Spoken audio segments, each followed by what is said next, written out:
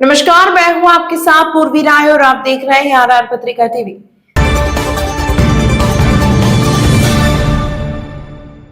स्वागत रोड संघ शताब्दी वर्ष के अवसर पर विराट हिंदू सम्मेलन के तहत रविवार को शहर में एक विशाल कलश यात्रा व शोभा यात्रा निकाली गई। भव्य शोभा यात्रा राधे रानी महिला मंडल व राधे महिला मंडल विनायक महिला मंडल के संयुक्त नेतृत्व में आयोजित की गई, जिसमें 301 कलशों की आकर्षक एवं दिव्य शोभा यात्रा निकाली गई। कलश यात्रा का शुभारंभ आई माता मंदिर स्थित सीरवी छात्रावास से हुआ, जो फुलाद मार्ग सुभाष मार्ग मुख्य बाजार होते हुए नगर भ्रमण कर माहेश्वरी बगीची में जाकर विधिवत रूप से संपन्न हुई।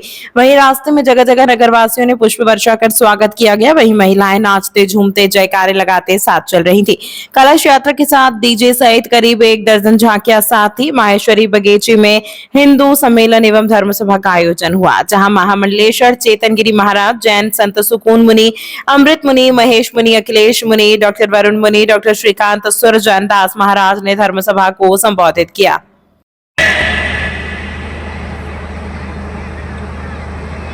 वे आज यहाँ पर अपनी जनसंख्या बढ़ाते हुए कि इस देश के ऊपर वापस हम अपना शासन करेंगे, इस तरह का उनका वक्तव्य आ रहा है। और उनके बावजूद भी ये हिंदू समाज मंटा हुआ है, बिखरा हुआ है, छिन्न भिन्न भाव के अंदर नजर आ रहा है। इसलिए आज ध्यान देना भाइयों, ये 21वीं सदी इस भारत देश के अंदर, इस भारत भूमि को हिंदू राष्ट्र एक तो घोषित करना है, क्योंकि हिंदू के लिए और कोई विश्व के अंदर कहीं जगह नहीं है। एकमात्र यहां पर 120 करोड़ हिंदू हैं, परंतु तो आज बड़ी विडंबना यह है कि हम हिंदू भी अलग अलग जातियों के अंदर, अलग अलग पंथा पंथी के अंदर हम बिखरे हुए हैं। यदि एक नहीं रहे, संगठित नहीं रहे, तो आने वाला समय बड़ा दुष्ट होगा, खराब होगा अपने लिए। इसलिए हम आप सबसे भारत माता हिंदू राष्ट्र घोषित करें।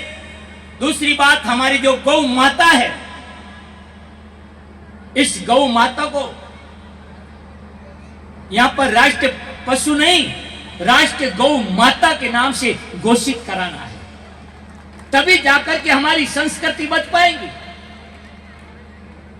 गौ को राष्ट्र पशु नहीं, जैसे हमारा राष्ट्र पक्षी मोर है, इस तरह से राष्ट्रीय पशु नहीं, राष्ट्रीय गौ माता के नाम से इनको घोषित कराना है। जब गाय जो हमारी माता है, जिनके दूध को अमृत कहा गया है, हर वस्तु जो अमृत का स्वरूप है, अनेक प्रकार के असाध्य बीमारियों को नष्ट करने का जिनके अंदर शक्ति है, उनके दूध के अंदर कहो, उन पंचगव्य के तत्व के अंदर कहो, उन गौ माता को राष्ट्रीय गौ माता का दर्जा देने के लिए साधु संतों ने एक बार नहीं अनेकों बार ऐसा आंदोलन किया। और आंदोलन नहीं, उस आंदोलन के अंदर साधु संत महात्मा का, ऋषियों का खून यहां पर बलिदान हुआ। फिर भी आज 120 करोड़ हिंदू यहां पर भी निवास कर रहे हैं, फिर भी हम अपने भारत भूमि के अंदर यहां पर गाय को पशु माने गौ माता का दर्जा नहीं दिला पाए। ये बड़ा दुख का विषय है। और आने वाली जो जितनी भी जो तमाम सरकारें हैं, भाई जो पहले 70 साल तक जो शासन किया, हम उनसे तो क्या अपेक्षा करेंगे, परंतु प्रेजेंट टाइम में, वर्तमान समय के अंदर भी जो सरकारें हैं, हम उनसे आग्रह करते हैं, साधु संत और तमाम 120 करोड़ ये हिंदुस्तान के हिंदू आह्वान करे कि हमारी गौ माता को राष्ट्रीय गौ माता का दर्जा दिया जाए। समय नहीं है, महाराज आएंगे, तुम्हें 2-4 मिनट के लिए जगाएंगे, रात का भोजन पानी न हो तब तक तुम्हारे खून में हिंदुत्व होगा। गूदड़े में सो गए और हिंदुत्व भी क्या हो जाता है, सो जाता है। हमारे गुरु महाराज मुर्गर केसरी मिश्री में जी महाराज, जिन्होंने इस भारत की माटी को आजाद कराने के लिए एक संत होने के बावजूद भी राष्ट्रवादी उन्होंने प्रवचन दे करके देश को आजाद कराने में अपना जीवन समर्पित किया। और उसी महापुरुष से एक बार एक व्यक्ति ने पूछा कि आप तो जैन संत हो, आपको क्या लेना देना हिंसाओं की बातों से। पर ध्यान रखना भाइयों, हम वो जैन हैं जब महाराणा प्रताप को जरूरत पड़ी तो भामाशाह बनकर के उनका साथ निभाया। हम वो जैन हैं जब जब इस धरती को आवश्यकता पड़ी है, कभी दीवान टोडरमल बनकर के आगे आए हैं, तो कभी कभी इस धरती पर सबसे पहले राम मंदिर बनाने के लिए शहीद होने वाले कोठारी परिवार के वो 2 लाडले सबसे पहले जैन वंश से आते हैं। इतना ही नहीं, बीकानेर का वो सेठ जिसको ग्वालियर की गलियों में बीच चौराहे पर अंग्रेजों ने इसलिए काट दिया क्योंकि ग्वालियर का पूरा खजाना उस बीकानेर के सेठ के पास था, जिसने भारत को आजाद करवाने के लिए झांसी की रानी को वो पूरा कोष क्या कर दिया था, सौंप दिया था।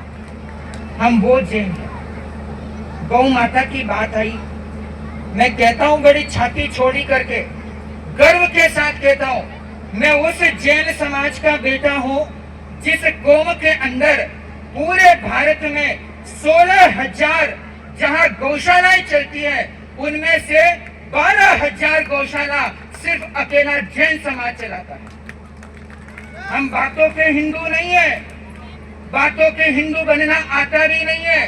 प्रैक्टिकल हिंदू बनो, वास्तविक हिंदू बनो। तुम्हारे खेत में एक गाय आ जाती है तो तुम लट लेकर के उसको मारने के लिए दौड़ते हो और खा के क्या राष्ट्रमाता बनाओगे।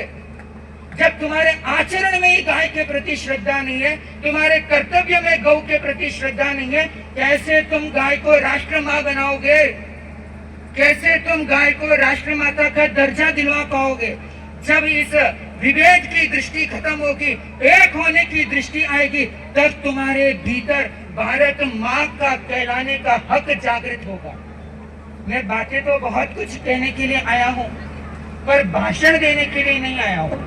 ध्यान रखना, ये कोई प्रवचन की सभा नहीं है, ये कोई भाषण की सभा नहीं है कि जहाँ 2-4 लच्छेदार पॉइंट मार दूं, आप लोगों की तालियां बटोर लूं, मैं भी चला जाऊं, आप भी चले जाओ। इसके लिए हम एकत्रित नहीं हुए हैं।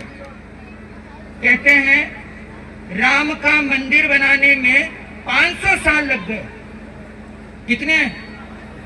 अब इस 500 साल लगने में गलती किसकी थी? किसकी गलती थी जो 500 साल का समय लगने दिया? किसकी गलती? जोर से बोलो, किसकी गलती? इसलिए कहते हैं हिंदू को किसी से खतरा नहीं है जितना खुद हिंदू से है। हमें किसी से डर नहीं है, किसी से भय खाने की जरूरत नहीं है। चाहे कोई टोपी वाला हो, चाहे कोई दाढ़ी वाला हो, किसी से डर खाने की जरूरत नहीं है। तुम्हारे कुल के अंदर राम पैदा हुए, तुम्हारे कुल के अंदर कृष्ण पैदा हुए, तुम्हारे कुल के अंदर महाराणा प्रताप, वीर दुर्गादास राठौड़ या मारवाड़ की धरती में वीर जेता, वीर कुंपा जैसे वीर पैदा हुए, तो तुम्हें किससे डरने की जरूरत है? हुंकार भरने की जरूरत है। मैं नहीं कहता कि तुम राम जैसा बनो, मैं नहीं कहता कि तुम संत जैसे बनो, पर मैं इतना जरूर कहूंगा कि तुम कृष्ण बनो। क्या बनो? क्या बनना है? क्या बनना है? कृष्ण बनने की जरूरत है, क्योंकि तुम राम के हिसाब से चलोगे नहीं, संत के हिसाब से चलोगे नहीं, पर कृष्ण जैसी कूटनीति आ गई तो तुम अपने धर्म को क्या कर लोगे? बचा लोगे। तमाम महत्वपूर्ण खबरों के लिए देखते रहिए RR पत्रिका टीवी।